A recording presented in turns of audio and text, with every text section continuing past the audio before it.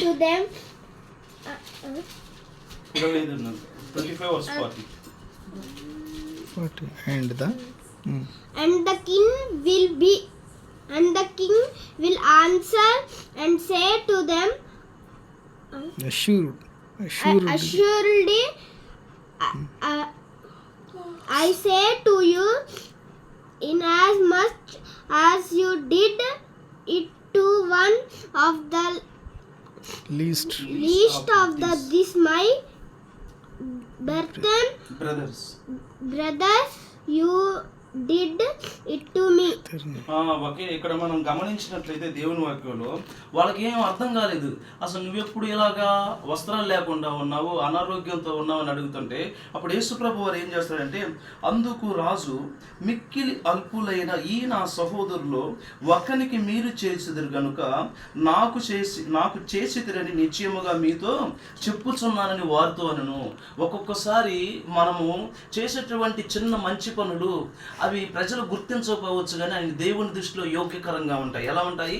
దేవుని దృష్టిలో యోగ్యకరంగా ఉంటాయి. కనుక వారు ఏం చేశారంటే తోటి వ్యక్తుల్ని ప్రేమించారు. వాళ్ళు మరి బలహీనులుగా ఉన్నప్పుడు, బాధలో ఉన్నప్పుడు ఆ వ్యక్తుల్ని ప్రేమించారు. కాబట్టి వాళ్ళలో ఏముంది? దేవుని ప్రేమ ఉన్నది. ఏముంది?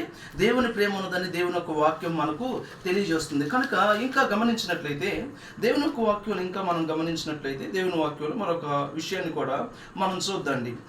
యోహాను సువార్త 14వ అధ్యాయము, యోహాను సువార్త 14వ అధ్యాయము 23వ వచనంలో, 14వ అధ్యాయము 23వ వచనంలో, గాస్పెల్ ఆఫ్ జాన్, యోహాను సువార్త 14వ అధ్యాయము 23.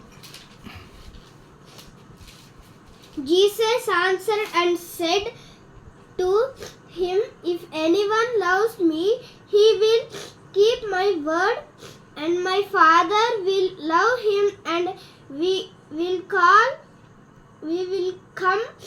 to him and make your home with him.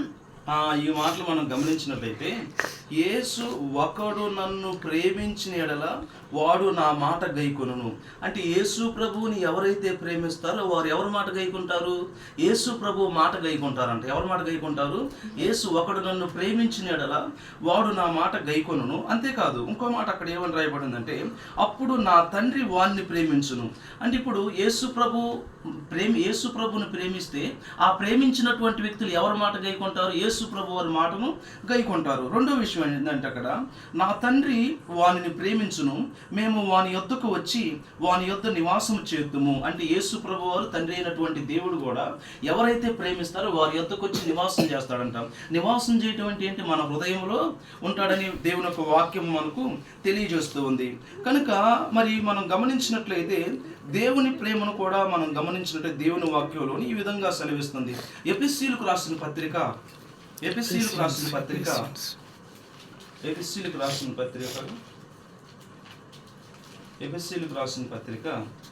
1వ అధ్యాయము